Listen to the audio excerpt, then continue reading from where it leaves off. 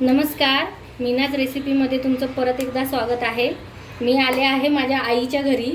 तर मी आज बनवणार आहे लहानांपासून मोठ्यापर्यंत आवडणारी अशी रेसिपी। त्याचं नाव आहे पावभाजी। त्यासाठी आपल्याला काय काय लागणार आहे ते बघूया। दोन मोठे कांदे, दोन मोठे टोमॅटो, 2 बटाटे चिरून घेतले आहेत आणि थोडेसे मटार, थोडा गाजर, फ्लावर आणि एक मोठी शिमला मिरची। त्याचबरोबर आपल्याला लागणार आहे 1 मोठा चमचा लाल तिखट, चवीपुरतं मीठ, 1 चमचा अद्रक लसणाची पेस्ट आणि 2 मोठे चमचे पावभाजी मसाला। तर मग तयार करूया पावभाजी। त्यासाठी आपल्याला पहिल्यांदा हे सर्व कुकरला शिजवून घ्यायचं आहे, 1 ते 2 शिट्ट्या देऊन।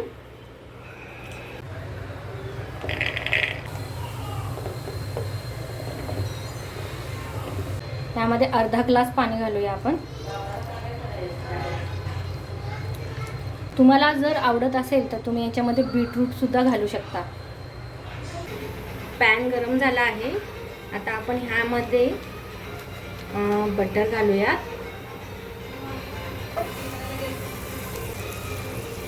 थोडंसं तेल यामध्ये ॲड करूया। ओनियन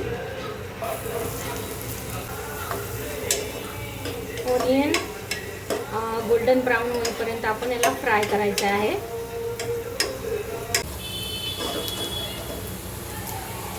ओनियन ब्राउन झाला आहे। आता आपण याच्यामध्ये ॲड करूया 1 चमचा जिंजर गार्लिक पेस्ट। 1 ते 2 मिनिटं परतून घ्यायचे। तर यामध्ये ॲड करूया टोमॅटो,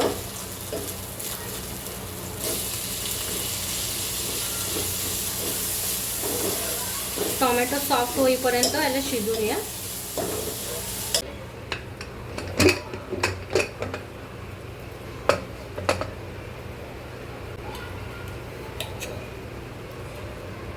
व्हेजीस छान शिजले आहेत। आपण याला स्मॅश करून घेऊया। तुमच्याकडे स्मॅशर असेल तर तुम्ही त्याचा यूज करू शकता। मी ग्लासाने करते। मसाला भाजला आहे छान। आता आपण याच्यामध्ये व्हेजीस घालून घेऊया।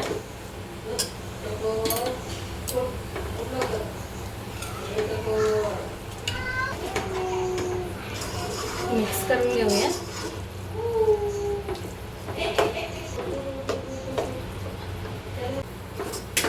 सर्व छान मिक्स झालं आहे। आता आपण याच्यामध्ये पाणी घालून घेऊया।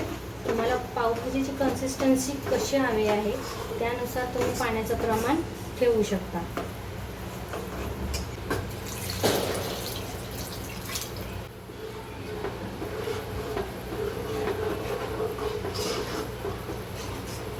पावभाजीला छान उकळी येईपर्यंत आपल्याला ह्याला 5 ते 6 मिनिटं मीडियम फ्लेमवरती झाकून ठेवूया।